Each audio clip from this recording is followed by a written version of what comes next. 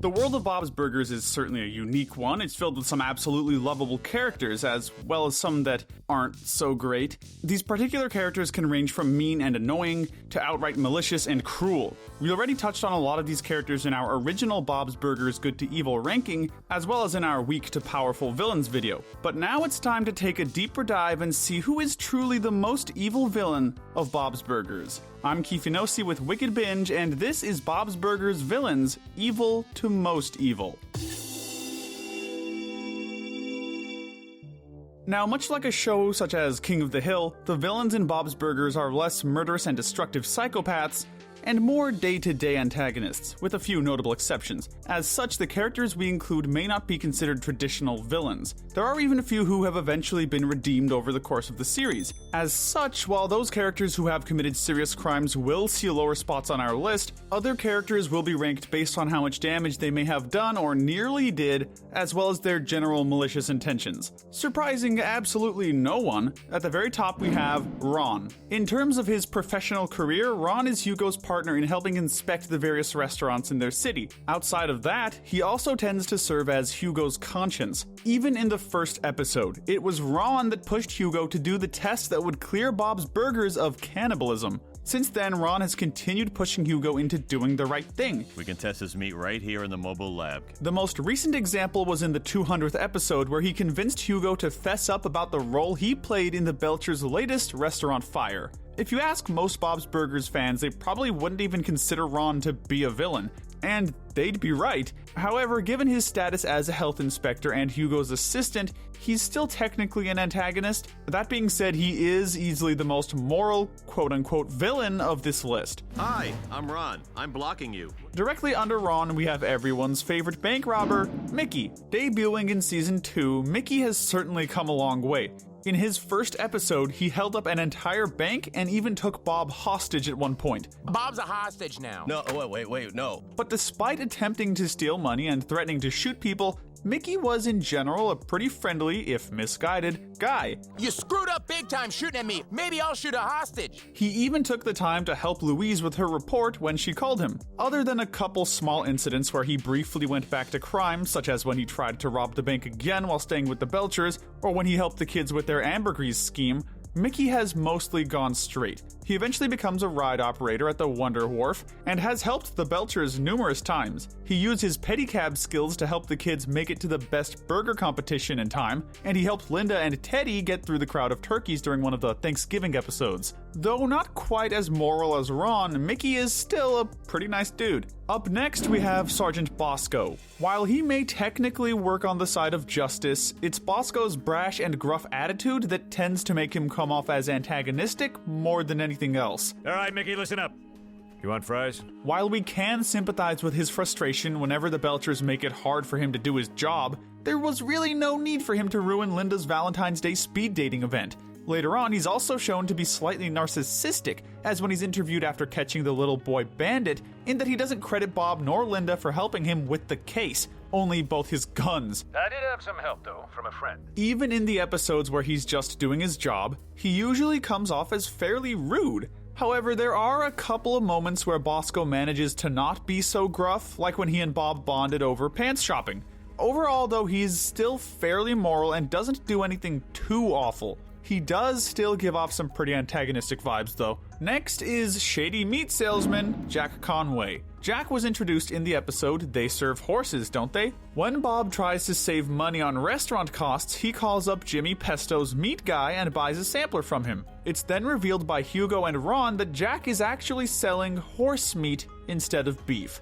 Although a pretty friendly guy on the surface, even inviting the Belchers to his birthday party, Jack doesn't seem to really regret his scheme and does everything he can to try and ruin Bob's chances of recording any evidence while undercover. Here comes the meat plane right to your counter. Admittedly, Jack does apologize in the end, but he also sees the whole ordeal as a means to write a book and possibly make even more money. Although this is far from the worst crime on this list, lying about the food you're selling is super shady and could even be harmful or dangerous. Just think about someone who was allergic to horse meat or couldn't eat it for religious reasons coming in. Or even just someone like Tina who loves horses and unknowingly has a horse-filled hamburger. Also, him not being all that sorry about it just makes Jack come off as even worse. Following him, we have Randy the filmmaker. From the moment he first appeared, Randy was one of the most egotistical characters on Bob's Burgers, even having a bigger ego than Jimmy Pesto Sr., and that's certainly an accomplishment. I'm Randy Watkins. In pretty much every appearance, Randy's tried to use the Belchers for his own means. In his debut, he tried to make the Belchers feel guilty about using beef, all while promoting his own documentary. During his food truck phase, it's Randy's carelessness that causes the Belchers' food truck, and the money they earned, to be blown up.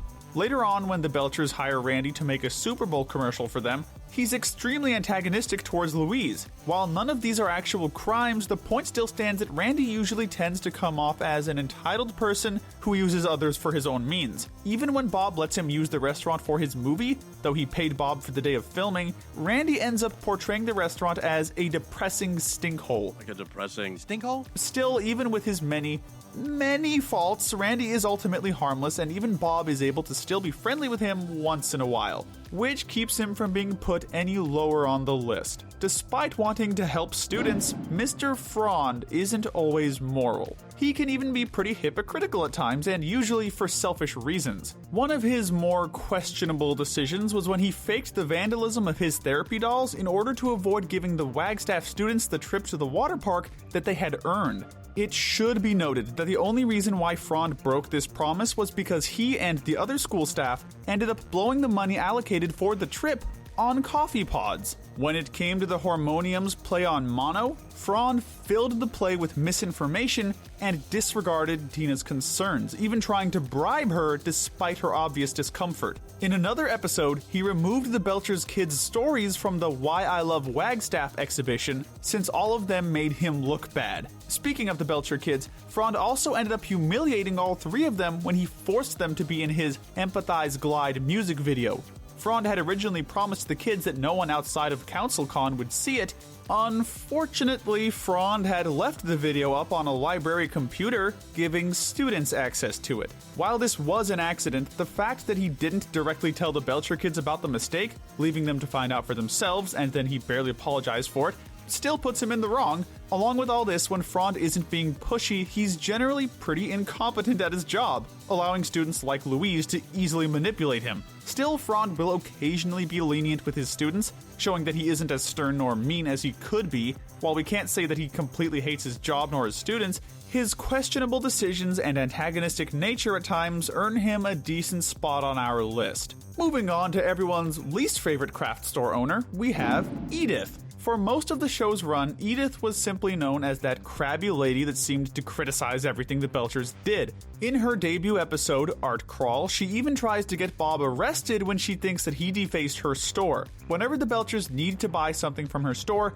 she and her husband always seem to coincidentally jack up the price. Even in her day-to-day life, Edith doesn't seem to bother with niceties and makes her judging nature very clear. The only time we really see her softer side is in the episode Bobby Driver, where she wanted to try and make sure the circus freaks that looked after her as a little girl were properly represented on the Quilt Club's city quilt. However, this was after a whole afternoon of theft, manipulation, and faking a serious heart condition, so it doesn't earn her too much sympathy. Next, we have the first of our not-so-great parents, Doug Wheeler. To be fair, Doug wasn't too bad of a guy at first. He was friendly enough to his daughter's boyfriend, Gene, and was more than happy to share his sound mixing equipment with him. Go ahead, go nuts. Just as long as he kept making Courtney happy, that is. At the very end of the episode, we learned that Doug stole Gene's song and used it for a commercial jingle. That's my song!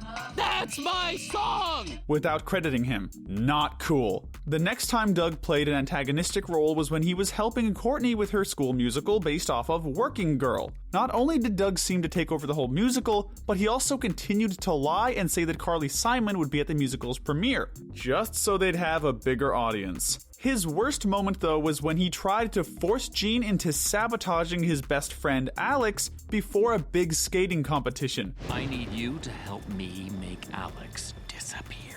Doug only cared about Courtney winning and wanted to give her the better skating partner, even if it meant making another kid sick enough to drop out. It's even implied that he forced Courtney into roller skating, making him come off as one of those living out your dreams through your kids' parents. While not an outright criminal by any means, and not even the worst parent on this list, Doug still ended up being pretty unlikable. Keeping with the theme of showbiz, we have Chuck Charles next. Working alongside his ex-wife Pam, Chuck was originally the co-host of Get On Up with Chuck and Pam. Get on up with Chuck and Pam. Once Bob and Jean became regulars on the show with their beef squatch cooking segment, it didn't take Chuck very long to start encouraging the animosity between the two of them in order to make the segment more outrageous to get better ratings. After Get On Up is cancelled, Chuck continues to hold a grudge against the Belchers. When the family gets on the game show Family Fracas, Chuck fixes it so that Jimmy Pesto wins the new car instead of Bob. He also ends up destroying the evidence,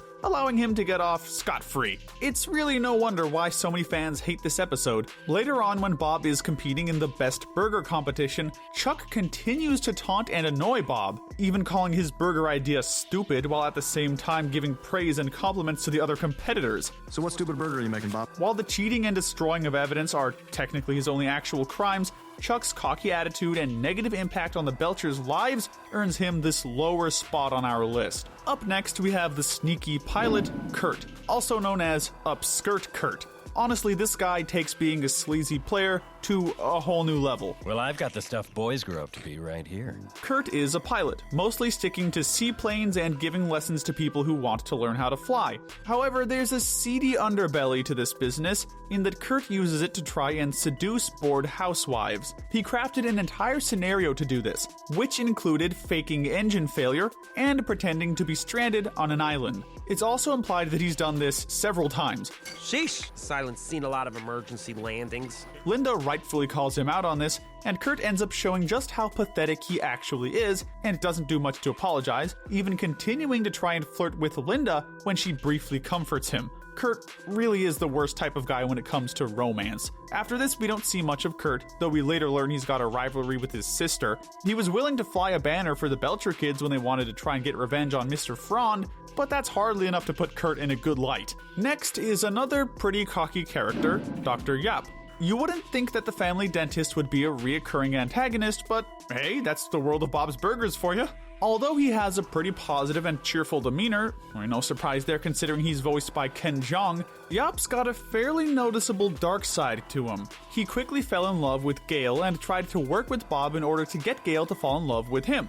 When this didn't work, Yap decided to take his frustrations out on Bob and his tooth. He even lies about not having pain medicine when he removes Bob's tooth. This jealousy that Yap has towards Bob comes back in the episode My Big Fat Greek Bob. When Yap's fellow alumni start looking up to Bob instead of him, Yap created a convoluted scheme/prank that would have led to an expulsion.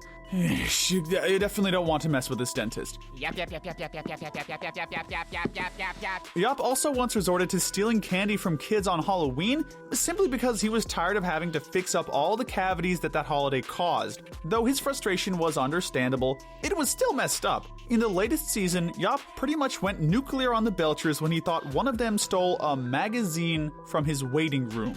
I think we can all agree that he was overreacting on that one. Punish them as you see fit. Despite all the bad he's done though, Yap did earn a couple good points when he was willing to go along with a secret agent scenario for Louise's sake so that she wouldn't be so scared about getting her cavity filled. But that was a pretty nice moment. We finally reach one of the bigger antagonists of the series, Tammy. When she first transferred to Tina's school, she immediately became a bad influence on the poor girl. Using Tina's spicy friend fiction stories as blackmail, Tammy forced her into stealing booze and sneaking out at night. When Tina tried to stand up to her, Tammy moved on to trying to humiliate her in front of the entire lunchroom. Since then, Tammy has been nothing but an obnoxious and entitled bully who's constantly trying to either put Tina down or steal the spotlight from her. These two have a pretty intense rivalry spanning from the school newscast to local babysitting jobs. For many fans, Tammy's one of the most annoying characters, and no other episode displayed her annoying tendencies more than the episode Sleeping with the Frenemy, where Tammy had to stay with the Belchers after getting left behind by her parents. What stops her from being placed any lower is that, aside from the fact that Tina isn't always innocent in their conflicts, Tammy will occasionally give Tina a tiny bit of respect, even allowing Tina to have a romantic moment with the boy they both liked. I'll do nasty restaurant stuff for you, Tina. It's not much, but it counts for something. We're also cutting Tammy a bit of slack considering she's just a kid, though we certainly hope she grows out of her bad attitude. Next up we have Hugo, another one of the series' main antagonists. From the first episode, Hugo was seen as an annoyance for Bob and his family. Hey, you can't give out those samples. You just drop them on the ground. His stern nature causes him to turn the most minor offenses and nitpicks into huge inconveniences for everyone involved. Wash your greasy rags. When it comes to his rivalry with Bob, Hugo is all too happy to taunt Bob whenever he manages to get the upper hand. Given the power he has as a health inspector, he's often using this authority to force and threaten Bob into doing things he doesn't want to do. He once forced Bob to eat a rotten wrap from a dirty restaurant just to make a point about how important the job of a health inspector was. Another time, on Valentine's Day of all days, Hugo did all he could to try and wreck Bob's plans just so he could humiliate Bob in front of Linda. This all leads into one of Hugo's biggest flaws. He is extremely petty. Not a crime, though certainly frustrating. As awful as Hugo is, however, he isn't completely heartless. He saved Bob from getting attacked by a mob during Lobster Fest, even if he was pretty reluctant about it. Hugo also returned to his job as health inspector despite being happier as a nudist, just so Bob wouldn't have to deal with Hugo's replacement anymore.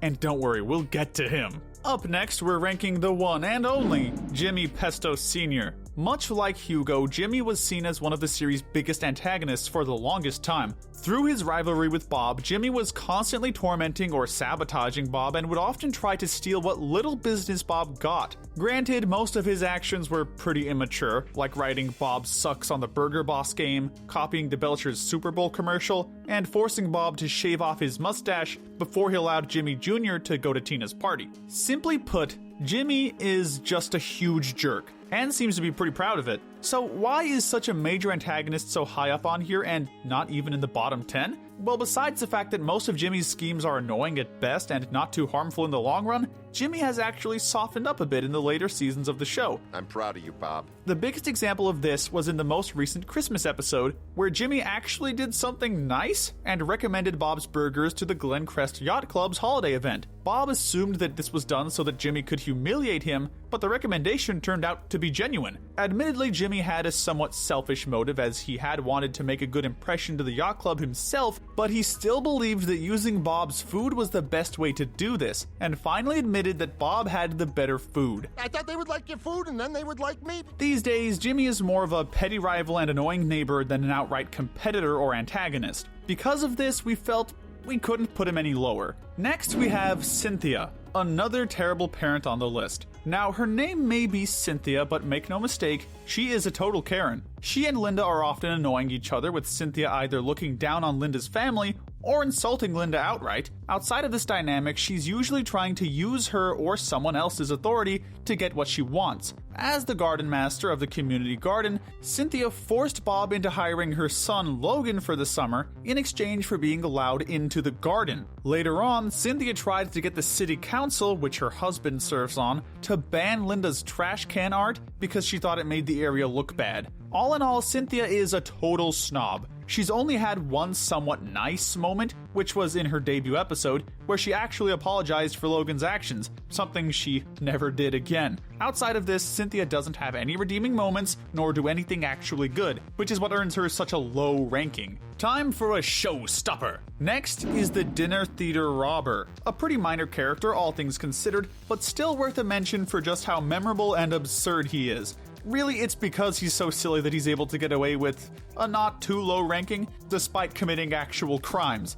To recap, this guy shows up and holds the restaurant at gunpoint, taking all of their cash. As he's doing this, he begins singing and dancing with Linda, making the audience think it's all part of a show, and thus making it harder for anyone besides Bob to take the situation seriously. The next day, the robber shows up again and says that he wants to do the show. I thought the guy who played the robber really stole the show. Bob rightfully tries to call the police, leading to the robber holding Bob up again and stealing even more cash from him. The robber does end up getting apprehended in the end, so at least he doesn't completely get away with it, but still robbing the same place twice while pretending to be a performer at the same time? Well, that's just adding insult to injury. Oh my god! It's you! You're the robber! Guilty. We're going to rank the creepy and obsessive Millie next. Oh boy, what can be said about Millie? Well, for starters, she's one of the few characters in this show that resorted to kidnapping and holding others hostage. In her first episode, Millie trapped the Belcher kids and their friends, refusing to let them out until Louise promised to be her best friend. The only thing that made her look good in this situation was the regret she showed when she thought that the kids had been crushed. Millie may be a bit of a psycho, but at least she didn't wish for the kids to die. I didn't mean to kill you. That's something, right?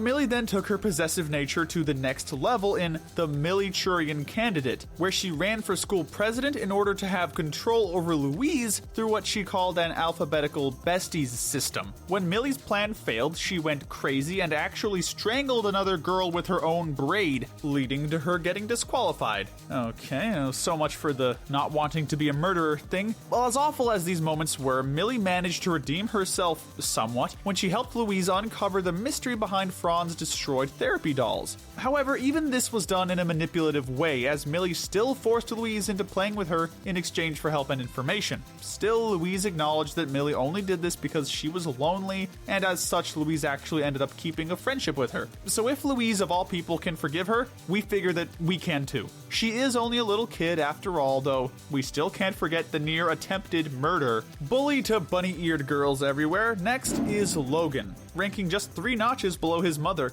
While Tammy's bullying is seen as just annoying, Logan's style of bullying is seen as cruel and even dangerous at times. He's one of the few people who dared to steal Louise's hat, refusing to give it back, and even making her think that it had been thrown away and destroyed at the dump. You would think that after being threatened by a gang of bikers, Logan would have learned not to mess with Louise. Unfortunately, it seems that instead he only gets worse. He torments Louise when he works at the restaurant over the summer, refusing to let up for even a second. Later on, when Louise accidentally drops a moldy cantaloupe on him, Logan vows to make her life a living hell. He then spends the rest of the afternoon threatening both her and Jean, chasing them down and trying to give them the reserve Norwegian stinkhold. This is one of the few threats, heck, the few things in general, that actually make Louise cry, showing just how scared she is of Logan in that moment. It's a moment that hits pretty hard. Logan threatened Louise with violence again in the episode Better Off Sled. He started off with just regular snowballs in order to keep the kids from sledding down the hill they were using.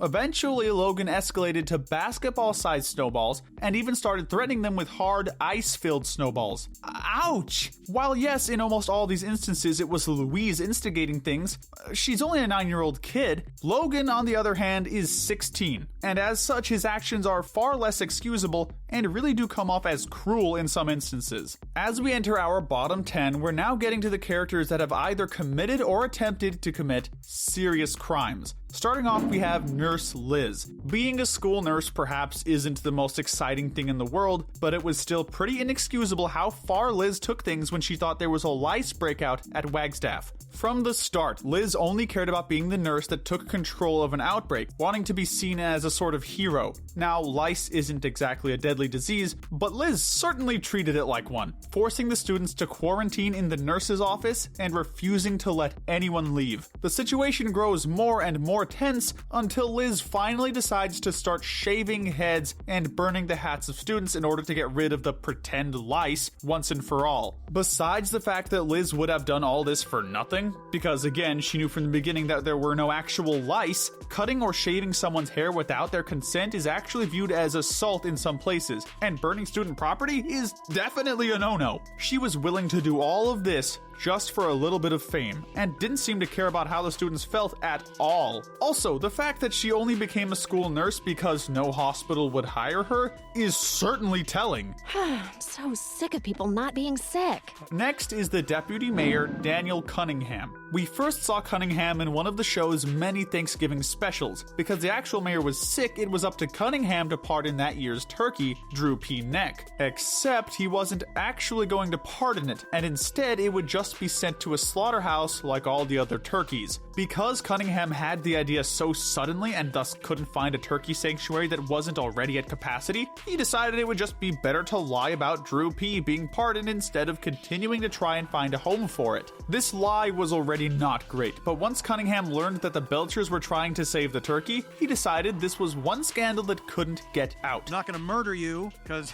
not in this suit. While it was mostly his aide, Marcia, chasing them down, Cunningham still confronted the Belchers in the hopes of stopping them and the reporter that they had teamed up with. He didn't even care that the Belchers had actually found a place for Drew P. to possibly live at, and he still wanted it to be sent to a slaughterhouse, which is both cruel and, frankly, illogical. Cunningham also threatened to kill the reporter's story about him, and while he didn't actually have the power to do that, it was still a threat. Though we can't say that he's the worst politician we've ever seen in an animated show, he does enough to make it this low on our list. Giving equesticles everywhere a bad name is Bronconius, who we're ranking next. Being a collector of extremely rare equestronauts dolls, Bronconius only saw an opportunity to add to his collection when he first saw Tina and her camel-toed chariot doll. After making friends with her, Bronconius managed to convince Tina to trade with him before promptly ditching her. And he would have gotten away with it too, if it weren't for Louise overhearing him bragging about it, so it's up to Bob to go undercover as an equesticle and try to steal her doll back.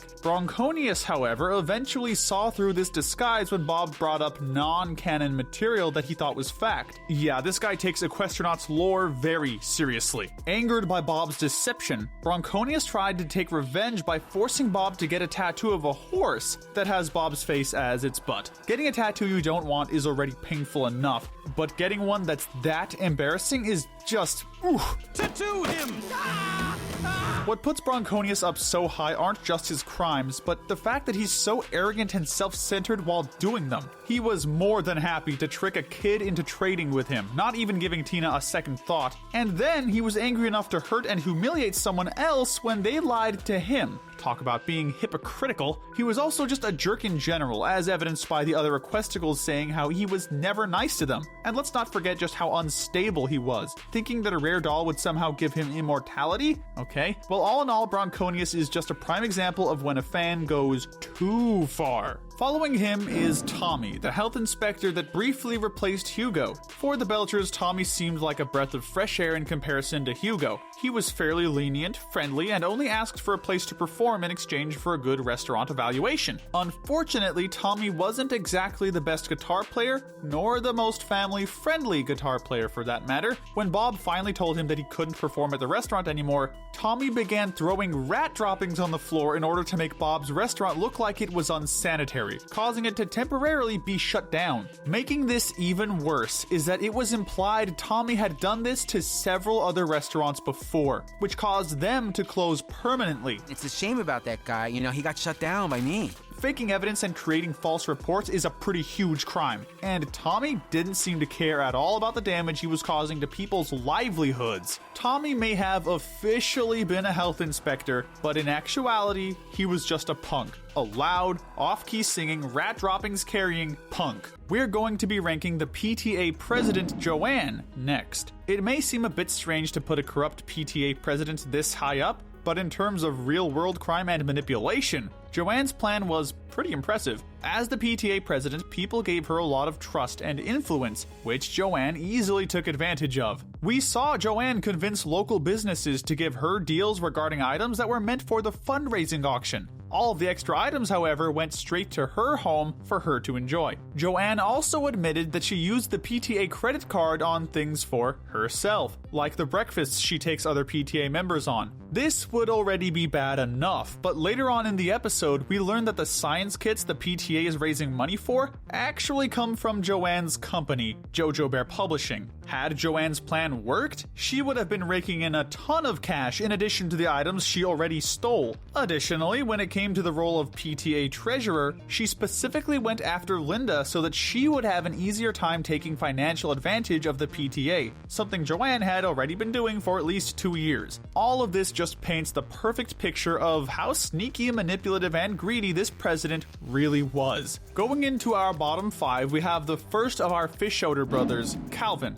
Yes, surprisingly, Calvin is the less evil of the two. Calvin is extremely business-minded, and as such, he has no qualms with using his wealth to manipulate others. Pretty much whenever he wants Bob to do something or help him with something, Calvin just tries to pay him off. Not technically a crime, but it is pretty manipulative. We also know that Calvin has done some really shady things in the past. Just look at his Wonder Wharf. With all its rigged games and roller coasters that are just barely holding together, it makes him come off as both greedy and careless, in that he wants to make the most money possible while spending as little as possible. Speaking of his Wonder Wharf games, we can't forget about the time Calvin offered to teach the kids how to beat the games at the Fun Time Arcade, only to try and double-cross them in the end. Manipulating adults is bad enough, but manipulating kids? That's pretty low. Calvin was at his worst, though, in the Odor games. This was the episode where he forced all of his tenants to compete against each other in a massive water balloon fight, with the winner getting their rent cut in half, while all the losers had to suffer the rent hike. It should be mentioned that Calvin only raised rent in the first place because he wanted a new pool. Still, Calvin was able to be convinced not to raise the rent, and ultimately that's what keeps him from being put any lower. Despite his faults, Calvin can occasionally be fair and even respectful at times, just not very often.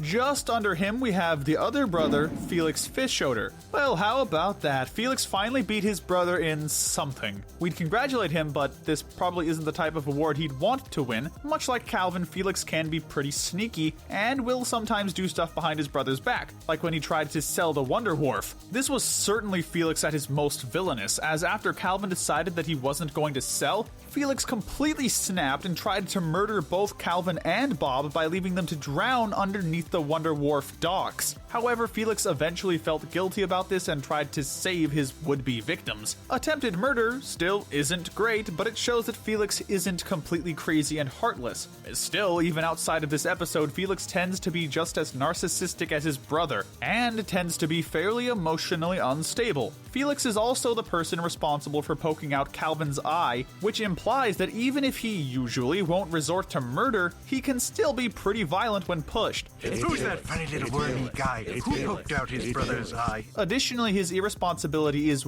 way more dangerous than Calvin's. While Calvin's sketchy roller coasters are certainly dangerous, it was Felix's carelessness that led to both his wolf Lulu being let loose and the Wonder Wharf being taken over by a flock of wild, extremely dangerous turkeys. Granted, both of these incidents were accidents, but they were still dangerous mistakes on Felix's part, and he tried to cover up his part in these incidents. As such, we feel like Felix is just a tiny bit worse than Calvin, though still not quite evil enough to make it into our bottom 3. Taking the Bronze Medal of Evil is the wannabe singer and trophy girlfriend, Fanny. It's pretty obvious to anyone paying attention that Fanny is your typical gold digger stereotype. She briefly dates Felix, but only because she wants to use his money to buy pretty outfits for herself and get her own nightclub that she can perform at. She doesn't care a bit about Felix himself, and gets annoyed with him pretty easily if he's not giving her enough praise and attention. Outside of this obviously toxic relationship, Fanny will often try to get other people to buy her things by sweet-talking them. Hey,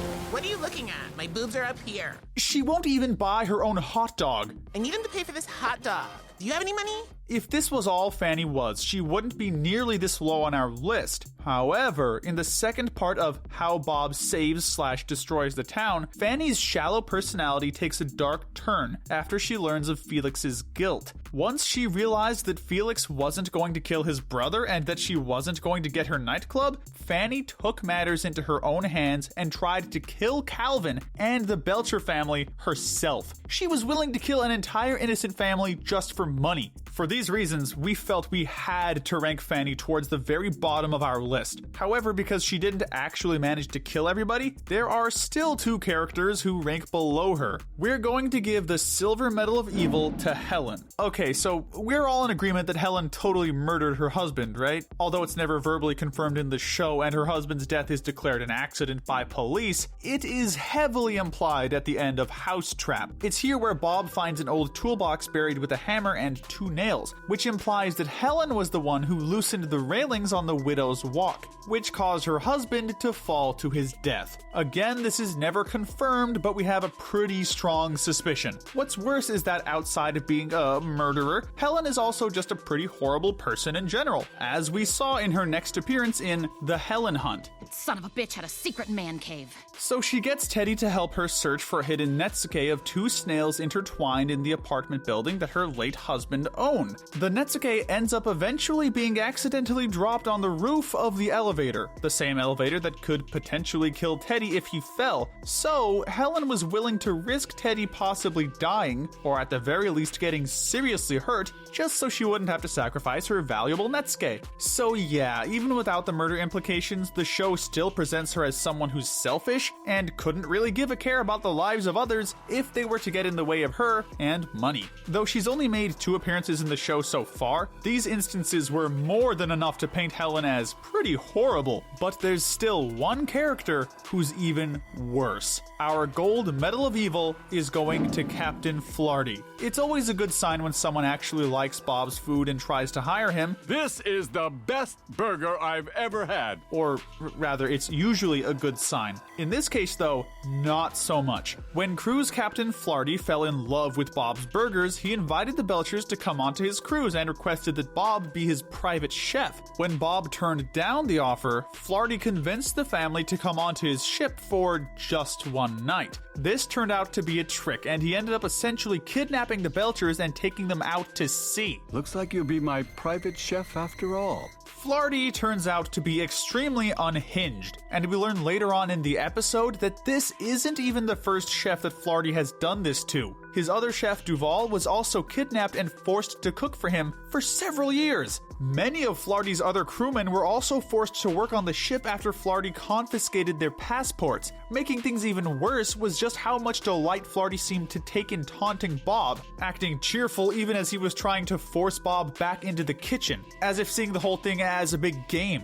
Like Bob says, the guy's totally insane. Though we only see Floridi in this one episode, he does more than enough to earn a low ranking. Although he doesn't murder anyone like Helen, his crimes are on such a large scale that we felt we just had to give him our bottom ranking and declare him the most evil character on Bob's Burgers. With our morality spectrum wrapped up, let's assign some medals. Starting with the Darwin medal, we're giving it to Tammy. Although she's more socially skilled than Tina, her sheltered and spoiled upbringing has made Tammy into a pretty dumb teen girl. Moving on to the Wrath medal, Logan takes this one hands down. He could have easily ignored Louise, but instead has taken pretty much every opportunity to try and torment or physically hurt her. With the Pride medal, we felt that it had to go to Randy. This trust fund filmmaker always tends to see himself as a total genius, even when everyone else sees him as a hack. As for the Gluttony medal, we had to give it to Captain Floridi. Not a traditional example, but remember, he only kidnapped Bob because he wanted to keep eating his delicious burgers. The Lust medal is being given to Kurt. The guy's nickname is Upskirt Kurt, and he used his business to sleep with bored housewives. This medal was practically made for guys like him.